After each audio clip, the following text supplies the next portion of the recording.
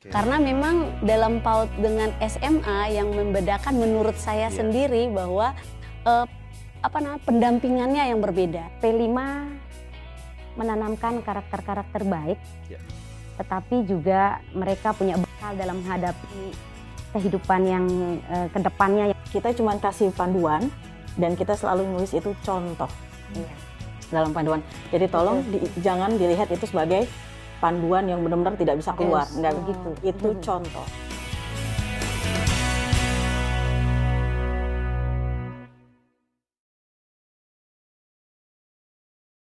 Assalamualaikum warahmatullahi wabarakatuh. Om Swastiastu, Namo Buddhaya, salam kebajikan, Rahayu, Shalom, salam sehat untuk kita semua.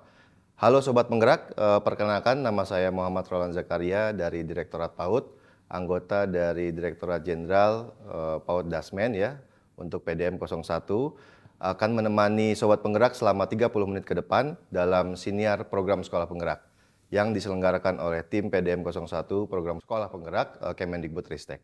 Siniar ini merupakan bagian dari rangkaian bahan advokasi program Sekolah Penggerak yang bisa disaksikan melalui kanal YouTube Direktorat Jenderal PAUD Dikdasmen. Jangan lupa untuk di-follow, like, subscribe, komen, dan juga aktifkan lonceng notifikasinya agar tidak ketinggalan konten-konten menarik lainnya. Info lainnya juga dapat meng-follow Instagram, Facebook, Twitter, dan juga TikTok di Jen PAUD Dasmen. Tema pada episode kali ini adalah tentang penerapan proyek penguatan profil pelajar Pancasila dalam rangka membangun karakter peserta didik jenjang PAUD dan juga SMA. Bersama kita telah hadir 3 narasumber kita. Ibu-ibu, gimana Bu kabarnya? Sehat ya? Alhamdulillah baik. Ya, sehat. terima kasih. Ya. Yang pertama ini ada Ibu Anitawati. Beliau merupakan Ketua Pokja P5 ya Bu ya, Proyek Penguatan Profil Pelajar Pancasila di Pusat Kurikulum dan Pembelajaran Standar, Kurikulum dan juga Asesmen Pendidikan. Beliau juga sekarang mengemban jabatan sebagai pengembang kurikulum ahli muda ya Bu ya. Seperti itu di divisi substansi pembelajaran. Oke, itu yang kedua ada Ibu Heni Rahmaningsih. Selamat pagi Ibu, selamat datang di podcast kita. Ibu berasal dari SMA 1 Selong ya, Selong ya, Kabupaten Lombok Timur, Nusa Tenggara Barat. Beliau ini merupakan satuan pendidikan jenjang SMA pelaksana program Sekolah Penggerak angkatan yang pertama Bu ya. Baik. Terima kasih. Selanjutnya ada Ibu Korasin. Selamat pagi Ibu. Salam sehat ya. Ibu ini berasal dari TK Aisyah Bustanul Atfal Sahapori ya, Sahapori di Kabupaten Maluku Tengah, Provinsi Maluku. Luar biasa nih, jauh-jauh nih narasumber kita. Jadi beliau ini adalah Satuan PAUD Penggerak angkatan yang kedua ya. Angkatan kedua. Beliau ini saat ini juga tercatat sebagai narasumber berbagai praktik baik pada platform Merdeka Belajar. Seperti yang sudah saya sampaikan tadi, kita akan berdiskusi ya secara ringan terkait dengan penerapan proyek profil pelajar Pancasila di jenjang PAUD dan juga SMA. Tapi kita mau masuk ke SMA dulu nih Bu ya, ke SMA Ibu. Ini kan P5 ini adalah bagian yang tidak bisa terpisahkan dari pelaksanaan kurikulum Merdeka ya Bu ya. Nah, menurut Ibu seperti apa sih Bu P5 ini? Oke. Terima kasih Pak Roland. P5 luar biasa sudah dipikirkan oleh pemerintah nih. Jadi anak-anak kita ini tidak hanya dituntut untuk cerdas secara kognitif, tetapi karakternya juga harus kuat. P5 menanamkan karakter-karakter baik, ya, sehingga anak-anak kita nanti itu diharapkan tidak hanya cerdas dalam pengetahuannya, tetapi juga mereka punya bekal dalam menghadapi kehidupan yang kedepannya yang saya yakin akan lebih kuat, rintangannya lebih kuat nih. Jadi mereka harus kuat juga bersaing dengan dunia yang akan semakin maju ya, makin maju. Oleh karena itu tidak cukup mungkin hanya dengan berbekal pengetahuan, ya, tetapi juga dengan bekal-bekal karakter baik lainnya. Jadi memang P5 ini fokusnya di karakter. Karakter. Ya? Berarti memang kognitif itu tidak cukup ya Bu ya? Kognitif tidak cukup. Tidak cukup. Karena nanti bisa saja anak itu cerdas, individual. Betul, betul. Ya. Sepakat, Bu. Iya, sementara dunia ke depan kan bekerja dengan tim juga banyak. Baik, Ibu. Ya, dari perspektif Ibu di jenjang PAUD ya, Iya. pastinya ya. Ini kan agak berbeda nih. Yang satu PAUD, yang satu SMA gitu ya. Kalau SMA mungkin sudah mau mentas ya Bu ya istilahnya ya. Kita mempersiapkan untuk mungkin anak-anak kita, siswa-siswa kita masuk ke perguruan tinggi dan juga masuk ke dunia kerja. Tapi kalau di PAUD ini kan fasenya fase fondasi ya. Betul sekali. Gimana Bu terkait dengan implementasi P5 di jenjang PAUD menurut Ya. Ibu? Terkait dengan P5 di jenjang PAUD, sebelumnya saya sampaikan di sini bahwa yang saya tahu P5 di jenjang PAUD itu adalah pengembangan sebuah karakter yang memang merujuk langsung ke peserta didik yang memang memiliki karakter tersebut, namun harus kita stimulasi.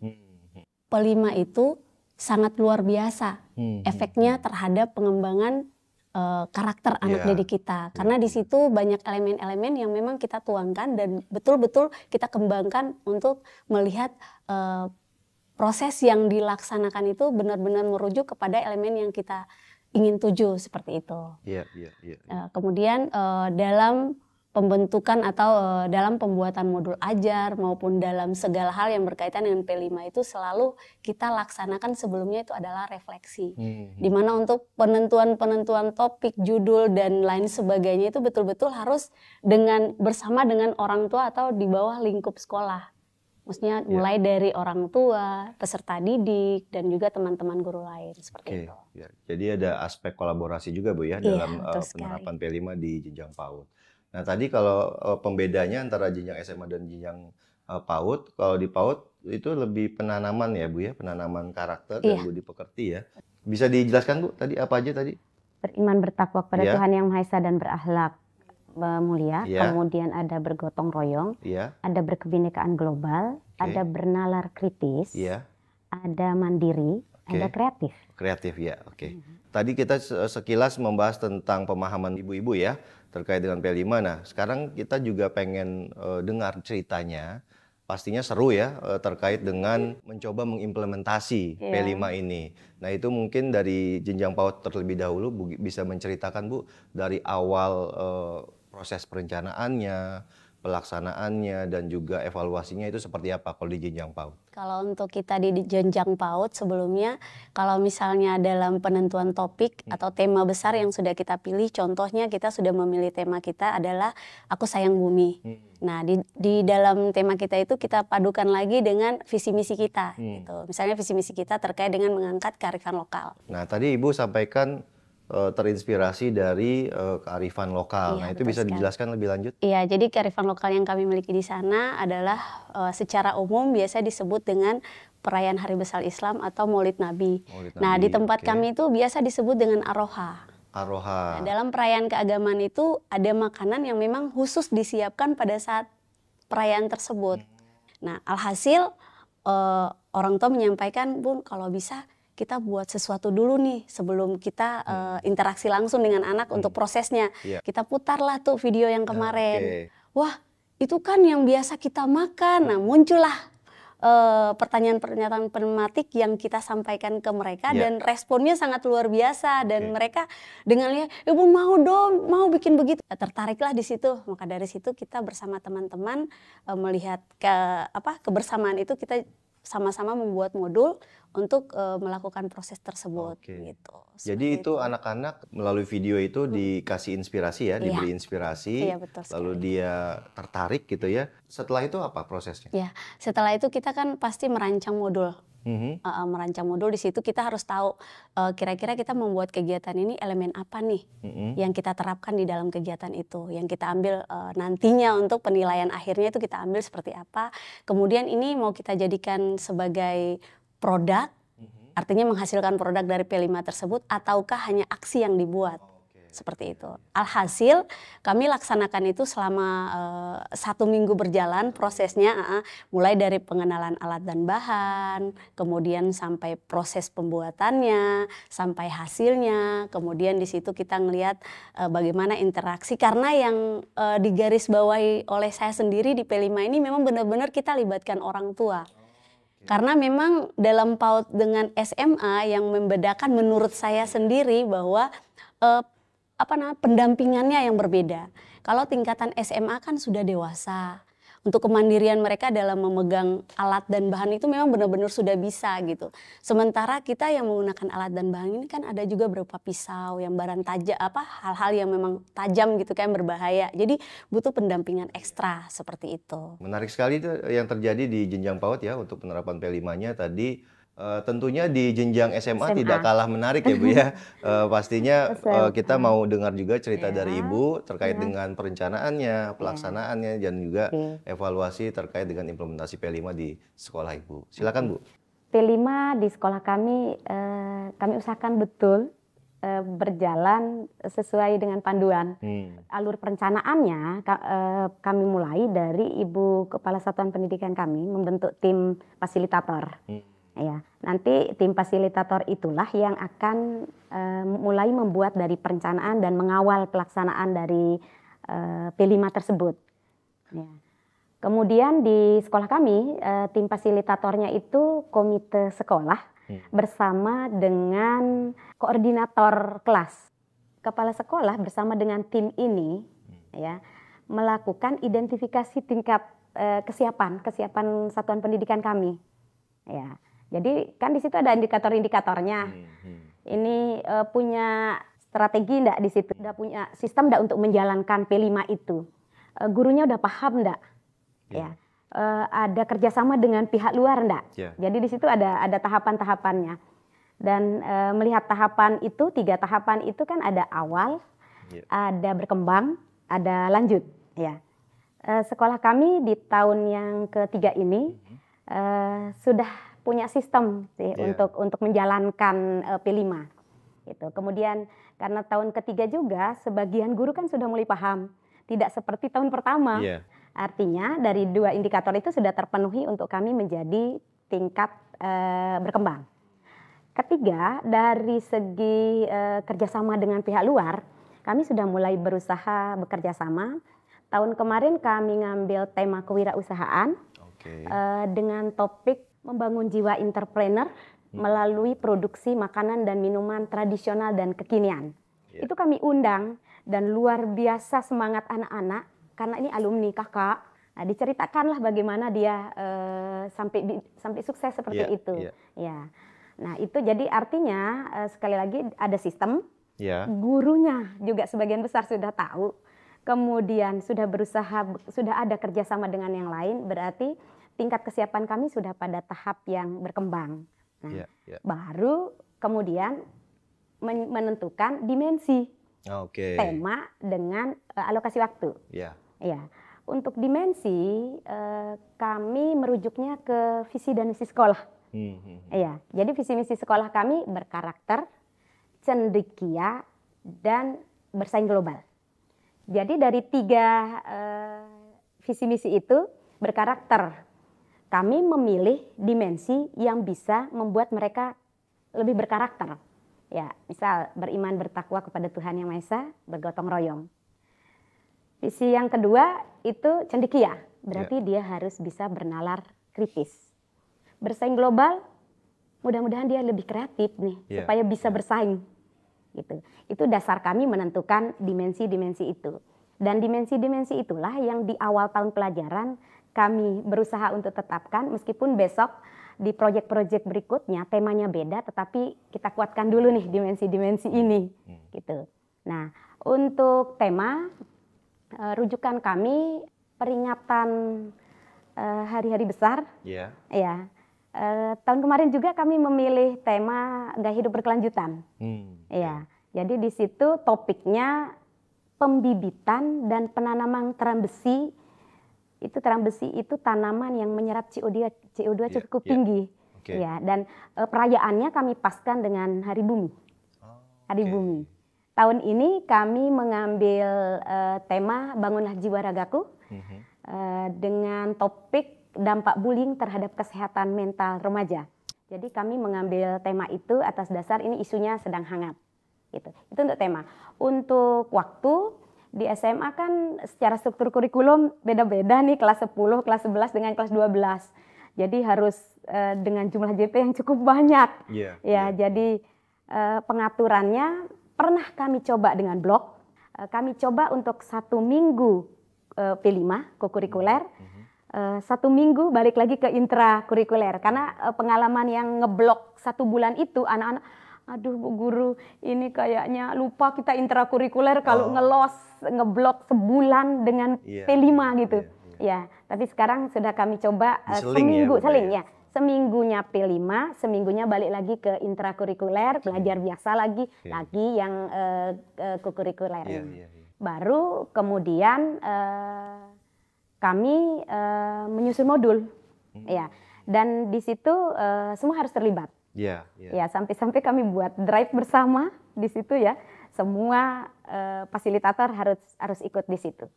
Ya. Dokumennya berarti dokumen bersama ya? Dokumen bersama. Makanya saya katakan sistem sudah mulai kami bangun. Anak-anak pun di situ setiap jam pelajaran itu sudah terkirim dia LK apa yang harus dia kerjakan. Ya, melalui Google Form.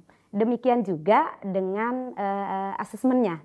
Jadi kan langkah berikutnya itu kan bagaimana strategi pelaporannya. Gampangnya kalau kita sudah pakai Google Form kan semuanya sudah tersimpan di Google Form ya. Mau ngambil penilaian kegotong royongannya sudah ada, mau ngambil penilaian bernalar kritisnya.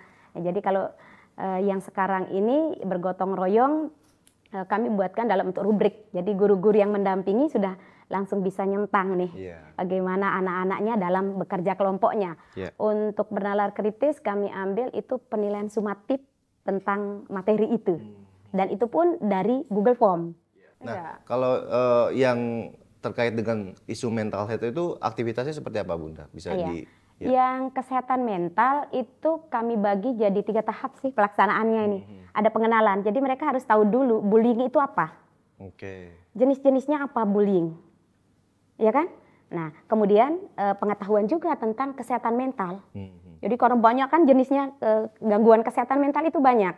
Dan nanti akan diarahkan difokuskan nanti ke berdampak enggak bullying itu terhadap kesehatan mental. Itu baru di pengenalan. Nanti di aksinya ada storytelling, ada drama, mereka akan berdrama di situ. Pementasan dan itu terkait sudah dengan isu mental health. Harus tetap merujuk ke temanya harus bullying dan pengaruhnya terhadap kesehatan mental. Jadi mereka akan bercerita tentang itu, mereka akan pementasan. Dan insya Allah nanti yang terakhirnya ada award. Gitu. Kami buatkan award. Jadi anak-anak SMA itu luar biasa senang di aksi itu luar biasa. Dan betul dia jauh lebih kreatif dari kita loh. Anak-anak sekarang. Ya. Baik, siap. Menarik sekali Ibu ya, terima kasih tadi jawabannya terkait dengan apa yang sudah dilakukan ya di jenjang PAUD maupun di jenjang SMA. Nah sekarang saya mau beralih ke Bu Anitawati ya dari Puskur terkait dengan sebenarnya apa sih yang mau kita harapkan gitu ya dari implementasi P5 ini. Nah ini kan pastinya terkait dengan ya itu tadi ya implementasi kurikulum merdeka, lalu juga profil pelajar Pancasila. Nah, implementasinya sudah kita dengarkan, nanti mungkin Ibu bisa menjelaskan lebih lanjut terkait dengan implementasi P5 ini. Silakan. Terima kasih Pak. Kalau dengar dari informasinya, betul sekali itu udah penerapannya seperti itu. Memang melibatkan masyarakat pertama, memang harus pelaksanaannya sangat-sangat fleksibel. Jadi apa yang harus kita lakukan merujuk pada panduan dan Kepmennya 262 di garis miring M tahun 2022. Panduannya itu dan Kepka 009 di garis miring KR ya, garis miring 2022. Itu untuk dimensinya. 3 hal itu saja dibaca Bapak Ibu itu sudah bisa menerapkan gitu. Terutama untuk bagaimana itu ada di panduan. Jadi kalau mau benar silahkan baca panduannya. Karena kalau di Kepkanya atau di Permendikbudnya itu sekilas apa itu profil. Tapi kalau memang operasionalnya itu ada di panduan. Dan sudah penerapannya dan Bapak dan Ibu ini terima kasih sudah menerapkan sesuai panduan ya. Pertama memang sudah membentuk tim fasilitator dan perlu diketahui memang seluruh warga sekolah saat pelaksanaannya itu harus terlibat tanpa kecuali. Dan memang betul ada koordinator atau dia tuh memang di dalam tim itu bukan sekedar kalau dibilang fasilitator, guru automatically adalah fasilitator. Ya. Dan alurnya, terima kasih sudah melihat satuan itu perkembangannya penting ya Bapak dan Ibu. Kita ada di belum siap atau sudah lanjut gitu ya. Karena kalau belum siap silakan pakai produk kami yang sudah dikembangkan. Silakan diadaptasi atau pakai langsung kalau dia cocok. Ya, kalau dia belum tahap 9, tapi kalau berkembang silakan adaptasi punya kita. Kalau tahap yang sudah sangat berkembang itu ibaratnya itu kalau Pertamina ya, buat dari nol. Silahkan tentukan. Tapi kalau Bapak Ibu sudah bisa menentukan dari nol dimensi elemen sub-elemen dan temanya, dikuatkan dan visi misi, berarti sudah mengarah ke sudah berkembang. Ya, tapi terima kasih. Tapi memang kami tidak memaksa penentuan tema itu harus melibatkan peserta didik. Itu kalau udah di panduan ada. Kalau dia sudah tahap yang mahir ibaratnya itu silakan minta topik dari anak-anak. Tapi kalau belum silakan lakukan sendiri di sekolah. Secara pelaksanaan saya tadi sudah dengar sudah cukup baik ya, bukan cukup baik lagi. Baik ya, termasuk yang PAUD. Cuma memang kenapa outputnya itu ada yang tanya apakah boleh produk atau tidak, gitu. Ya itu kembali ke sekolah, gitu ya. Kami niatnya adalah pelaksanaan P5 itu sekali lagi dengan namanya aja Project Penguatan Profil Pelajar Pancasila. Artinya outputnya itu adalah profil pelajar Pancasila, dimensi yang tertanam di dalam diri anak, bukan keren-kerenan produknya. Itu sekali lagi. Tapi kalau mau produknya dijadikan tadi supaya pengenalan anak terhadap yang tadi makanan dan ini tadi yang kewirausahaannya itu membangun jiwa ya. Tapi sekali lagi tolong perhatikan apakah itu mengeluarkan dana. Ya, Bapak dan Ibu. Ini banyak sekali masukan ke kami. Oh, P5 mahal. Karena harus tadi outputnya produk. Padahal kami bukan itunya.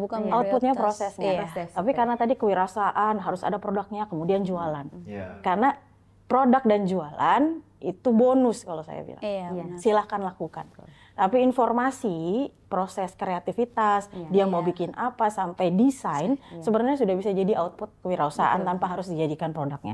Termasuk dengan yang kearifan lokal. Nah, tadi kita bicara tema. Perbedaan tema nih kalau saya boleh kasih tahu ada 4 di PAUD, ada 7 di SMA. Tolong jangan bicara bahwa harus menghabiskan tema. Tidak wajib. Saya selalu bilang mengganti kata wajib atau harus dengan kata boleh. Jadi boleh habis, boleh tidak. Jadi 7 tema di SMA itu silahkan dilakukan semua 7-7-nya dalam waktu 3 tahun. Kalau mampu. Tadi yang bagus adalah turunkan dari kontekstual. Prinsip P5 itu ada 4. Pertama dia holistik, utuh, ketersambungan. Yang kedua kontekstual. Ini yang penting. Lihat kebutuhan anak tadi. Bullying, kebutuhan sekolah. Tadi aku sayang bumi, kebutuhan sekolah. Memang visi misi. Kontekstual berpusat pada peserta didik dan eksplorasi.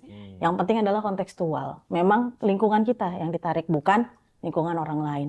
Kalau masalah di sekolah kita memang berat dengan dengan bangunlah jiwa dan raga, bullying, kesehatan dan segala macam, silakan bahas itu. Tanpa harus misalnya, oh saya nggak dalam 3 tahun ini nggak nyentuh rekayasa teknologi Bu, nggak masalah juga. Kalau memang itu tidak harus dilakukan. Tema yang kearifan lokal berarti yang aku cinta Indonesia. Itu di kearifan lokal. Tapi tolong jangan fokus ke produknya. Kearifan lokal itu bagaimana anak itu mengetahui produk yang tadi itu.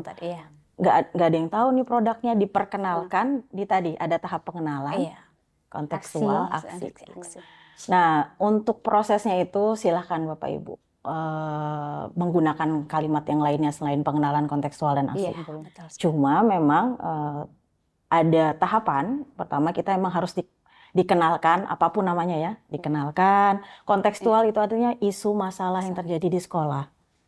Itu tadi yang prinsip kedua, kontekstual, kontekstualisasi. Aksi menjawab masalahnya.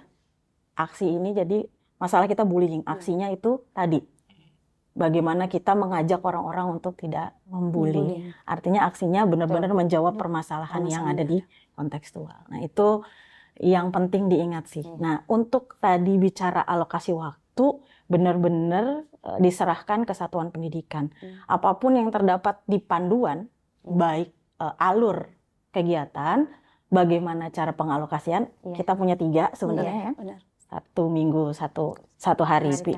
Dalam 1 minggu, Iya. pasti sudah tahu sistem Ada di blocking Iya. sama sistem jam. Iya. Kalau ditanya boleh di luar itu, boleh. Boleh kombinasi, boleh. Boleh. Saya nggak kenal kata nggak boleh. Asik. Nggak ada yang harus, jadi boleh. Boleh. Boleh dikombinasi seminggu, intra-seminggu, terus kemudian, oh saya mau ganti lagi, silahkan. Balik lagi ke Bapak dan Ibu dan nyamannya satuan pendidikan. Kita nggak bisa, kita cuma kasih panduan dan kita selalu nulis itu contoh Iya. dalam panduan. Jadi tolong jangan dilihat itu sebagai panduan yang benar-benar tidak bisa keluar. Nggak begitu. Itu contoh sekali lagi. Jadi silakan lakukan senyaman mungkin, semenyenangkan mungkin. Satuan pendidikan saya selalu bilang begitu. Nah, yang nggak bisa ditawar memang alokasi waktu dan jumlah tema. Iya. Cuma 2 yang nggak bisa ditawar. Karena itu masuk di struktur Kurikulum. Kalau yang jumlah jam itu di SMA itu ada 456, 486, Untuk ya kelas 216 dan 192. 191 ya, 191. Itu aturan mainnya itu, silakan bagi, tolong jangan dibagi rata. Iya. Ya. Iya. Nggak Jadi susah jangan membuat rata jadi juga nggak susah. 486 bagi rata gitu enggak ya. Iya. Pelaksanaannya sesuai kedalaman temanya. Iya, tema. Kalau misalnya Ibu ngambil 3, tema yang paling ingin disentuh adalah bangunlah jiwa dan raga. Iya. Maka silakan banyakkan Banyak di alokasinya di situ. Karena memang itu yang mau digali dan sangat krusial. Silakan didalami dan berilah alokasi yang Itu yang cukup lebih banyak dibanding dengan yang lainnya. 3 ya. Iya. Kalau SMA 3 sampai 3 4. untuk kelas 10, kemudian 2, 23. 11 dan Kalau PAUD 1 sampai 2. Iya. Ya kan. Cuma bedanya di PAUD adalah dia alokasi waktunya nggak sama yang SD sampai SMA. Iya, betul sekali. Itu dialokasikan 30%, 20 sampai 30%. Sementara PAUD itu sudah include di dalam 900 menit per minggu untuk 4 sampai 6. Iya. 2 sampai 3 itu 360 per minggu. Iya, Itu include ya. include project. Jadi nggak dipisah lagi ya. Iya. Itu bedanya dengan teman-teman PAUD. Karena memang alokasi PAUD ini saya tidak harus. Kalau di Ibu kan ada 486. Iya. Enggak, di PAUD enggak. Iya. Jadi 900 menit include project. Itu saja. Sekali. Jadi karena betul tadi masih pra ya, dia harus dibantu dan segala macam. Iya. Jadi memang tidak ibaratnya tidak harus terlalu berat Iya. sehingga dia perkenalan awal sampai dia di SMA bisa menganalisis dan sebagainya. Dan terima kasih sudah menurunkan dari visi misi. Saya selalu bilang memang tadi saya berangkat dari prinsip kontekstual, maka silakan kaitkan dari visi misinya. Siap. Itu sudah aman sih. Dibanding kita apa ya dimensinya gitu. Iya. Apa ya visi misinya, kan enak ya dari visi misi turunkan ke project. Karena profil pelajar Pancasila sendiri itu bukan cuma di project, Iya. mungkin sudah tahu Iya. ada integrasi inta, ekstra dan budaya sekolah. Iya. Jadi kalau visi misi bisa masuk ke semuanya, terbentuk dengan sesuai keinginannya Bapak dan Ibu. Dan untuk pengambilan dimensi pelaksanaannya, kami menyarankan, sekali lagi menyarankan itu 2 sampai 3 dimensi per tahun. Oh, iya. Bukan per project ya, Iya. per tahun. Iya. Artinya boleh sama dalam setiap project. sama. Iya, Betul. iya, betul. Gitu ya. Kenapa? Sekali lagi ini adalah dimensi yang bentuknya adalah karakter. Tidak akan mungkin bisa terbentuk dalam satu kali project. Iya, betul. Itulah kami minta tindak lanjut, refleksi tindak lanjut. Nah, tindak lanjut itu sustainable. Yang nanti berlaku ujungnya adalah budaya sekolah. Jadi nanti misalnya pengelolaan sampah supaya bersih. Bersihnya nggak saat project aja. Tindak lanjutnya, sustainable-nya. Supaya si anak sadar nih. Kami tuh maunya bukan sekedar, oh anak tahu ini buang sampah di sini. Tapi sadar ketika dia habis makan, dia mau buang ini, dia tahu, nggak ada tempat sampah, dia pegang dulu nih, cari tempat sampah buang. Kalau itu sudah oke, itu berarti berhasil. Tapi kalau di project dia laksanakan di luar buang lagi, belum berhasil. itu belum. Masih belum berhasil. Tapi apakah mengaruh ke penilaian dia naik atau tidak naik? Jangan ya Bapak dan Ibu. Oh, ya. Jangan dipengaruhkan atau diintegrasikan dalam lulus tidak lulus. Iya, Iya. siap. Untuk pelaporannya 1 tahun sekali Iya. cukup, nggak usah per semester. 1 tahun cek ada tiga-tiganya masuk dalam pelaporan, tapi bukan sebagai penentu kelulusan. Sekali lagi karakter. Iya. Fase di dalam KEPKA itu kan untuk SMA 3 tahun. Fase E. Iya. Artinya kalau betul. tahun pertama dia belum, saya misalnya contoh, saya Anita, belum bisa kerjasama di tahun pertama. Saya naik kelas 2, tolong dibantu ini sampai ke akhir fase. Oh, iya. Karena bunyi KEPKA-nya pada akhir fase. Betul. Jadi kalau saya bilang Pada tahun fase. ini saya nggak melihat Anita kerjasama, ya tolong dibantu. Karena harapannya adalah begitu saya lulus, selama 3 tahun saya diharapkan meningkat Bisa. kerjasamanya. Bukan dijudge di hari itu. Nggak bisa karakter langsung dijudge di hari Iya, yang sama, benar. di tahun yang sama. Bahkan 1 tahun ada yang bilang, Bu ini kalau 1 tahun dia nggak berkembang, ya nggak masalah. Kita masih punya 2 tahun tahun berikutnya lagi, iya. untuk ngebantu anak Betul. ini. Apapun karakternya gitu. Sekali lagi konsentrasinya nolongin. Saya selalu bilang nolongin siswa atau nolongin murid untuk berkembang sesuai dengan dimensi yang diambil Bapak Ibu. Karena kalau kita mengembangkan dimensi 6 yang tadi, maka dia sesuai dengan SKL. Standar kompetensi lulusan Iya. kita itu adalah 6 dimensi plus literasi numerasi. Jadi Bapak Ibu sudah menyumbang cukup baik. Nah ini betul tadi terpisah dari intra itu ya. Iya. Kalau ada yang tanya, memang terpisah. Dia co-kurikuler dan intra itu adalah capaian pembelajaran. Beda capaian, Iya, jurusan betul. ibaratnya. Baik, menarik tadi yang sudah disampaikan oleh Bu Anita ya, sudah sangat detail sekali terkait dengan implementasi P5 di jenjang PAUD maupun di SMA. Tadi juga sudah sekaligus di komentari ya Bu ya, Iya. pelaksanaannya ya. Mungkin nanti ke depannya bisa lebih baik lagi daripada yang sudah sekarang. Karena tadi kita juga sudah dengar ini udah luar biasa sekali ya. PSP ini untuk jenjang PAUD dan SMA sudah berusaha mengikuti acuan yang diterbitkan oleh Kemendikbudristek untuk implementasi P5 ini. Jadi tadi saya sempat mencatat ya, ini ada beberapa poin bahwa tema itu tidak harus habis ya Bu ya. Ya. Tema itu tidak harus habis, jadi jangan istilahnya sekolah ini Jangan atau satuan memaksa. jangan memaksakan Iya. gitu ya. Sesuaikan dengan Sesuai dengan situasi kebutuhan. dan kondisi Iya. dan kebutuhan pastinya.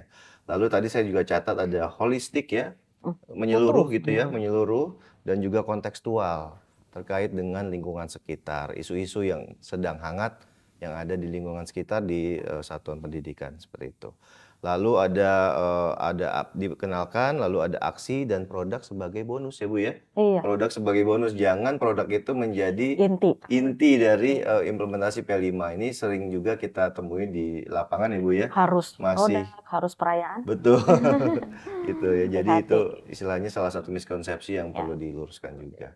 Dan juga tadi terkait dengan alokasi waktu dan temanya ya Bu ya. Baik ibu-ibu, ini Sri Kandi saya nih di episode kali ini ya. Terima kasih banyak untuk waktunya ya, Ibu Anita dan dari Puskur, lalu ada Ibu Korasin ya dari TK Aisyah Bustanul Atfal, lalu dari Ibu Heni Ramaningsih dari SMAN 1 Selong. Terima kasih atas waktunya. Kita akan bertemu lagi di episode selanjutnya. Terima kasih juga kepada seluruh Sobat Penggerak yang sudah bergabung dan menyaksikan di kanal YouTube Ditjen PAUD Dikdasmen. Tolong dicatat Sobat Penggerak, jangan ketinggalan di episode siniar selanjutnya. Kita akan membahas banyak sekali tema-tema terkait dengan implementasi program sekolah penggerak di seluruh jenjang. Dan pastinya tidak lupa untuk memfollow akun-akun media sosial Ditjen PAUD Dasmen. Untuk menutup episode kita kali ini, saya Muhammad Roland Zakaria pamit undur diri. Sekolah Penggerak, tergerak, bergerak, dan menggerakkan. Wassalamualaikum warahmatullahi wabarakatuh. Salam sejahtera untuk kita semua.